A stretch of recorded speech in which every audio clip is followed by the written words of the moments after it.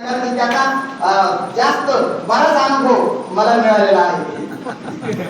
हा अनुभव आला म्हणजे एखाद्या देवानं काहीतरी करावं अशा पद्धतीचं कार्य त्यांनी केलं. नाही तर आपल्याला कोण ओळखतो, कुठली ओळख आपली, कुठलं काय. गेल्या क्षणी डायरेक्ट तुरपास माझ्यासोबत 2 माणसं होते, मॅडम दिसल्या होत्या तपासणी करायला. मी दवाखान्यात गेलो त्यावेळेस. म्हणजे हे त्यांचं मोठं पण आहे. एवढ्या मोठ्या अधिकारावर असून सुद्धा, हुद्द्यावर असून सुद्धा त्या सर्व नर्स मध्ये मेन त्या आहेत. असं म्हणजे मला ते तुमचं इंग्लिश मधलं कळत नाही का? मी आपण मराठीत बोलतो आपण. म्हणजे हुकलं तर पुन्हा घोटाळा, त्यापेक्षा त्या अवकाशाला घेऊन म्हणजे सगळ्या त्या नर्स मध्ये मेन मध्ये त्या आहेत, हेड आहे सगळ्यांच्या. आणि त्या इतक्या मोठ्या हुद्द्यावर असून सुद्धा त्यांनी त्यांच्या 2 सहकारी त्यांना माझ्यासोबत पाठवलं. आणि त्यांना पाठवून सुद्धा ते म्हणले नाही मी सुद्धा येते. म्हणजे त्या सुद्धा 3 जण माझ्यासोबत फिरून माझ्या सगळ्या तपासणी वगैरे त्यांनी केल्या. आणि व्यवस्थितरित्या ऑपरेशनच्या वेळेस तर त्या तिथं नव्हत्या, पण ते जे सर्जन होते त्या सर्जनांना त्यांनी फोन करून सांगितलं होतं की आमच्या गावचे महाराज आहेत, आमचे गाव महाराज आहेत, माझे गुरु आहेत, आणि त्यांचं तुम्ही व्यवस्थितरित्या ऑपरेशन करा. त्या ऑपरेशन थिएटर मध्ये गेल्याच्या नंतर कोण पेशंटला नीट बोलतात का डॉक्टर?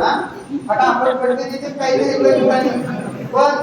पण त्या डॉक्टरांनी सुद्धा आधी नमस्कार केला. आणि मॅडमचा मला फोन आला होता आणि त्यांनी व्यवस्थित ऑपरेशन करा असं सांगितलं. म्हणजे तिथं त्या सर्जन डॉक्टर असून सुद्धा त्यांनी सुद्धा मॅडमचं नाव घेतलं की मॅडमचा फोन आल्या कारणानं आम्ही सगळं व्यवस्थित करणार अशा पद्धतीचं त्यांनी सांगितलं. आणि मी तिथं बडबड करत होतो. त्या ऑपरेशन थिएटर मध्ये तसं बोलता येत नाही, पण मी बोलत होतो त्यांना, डॉक्टरांना. आणि ते मला एवढं म्हणले, महाराज तुम्ही गप्प बसा जरा.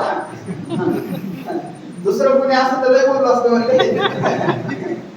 पण मी त्यांना म्हणलं इथं जरा एसी लावलेली आणि मला खाली काहीच कळणार, ते बोल दिलेली होती. मला जरा भीती वाटते. तुम्हाला बोलल्यावर भीती वाटत नाही तर ते काहीतरी अवघड झालं असेल तर ते फार घामाघूम झाले होते ते 2-3 माणसं.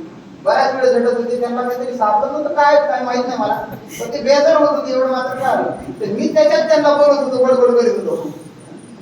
ते म्हणले महाराज शांत बसा, तुम्ही जर असं बडबड करत राहिले काही कुठं ना झाला तर मॅडम आम्हाला सोडायचं.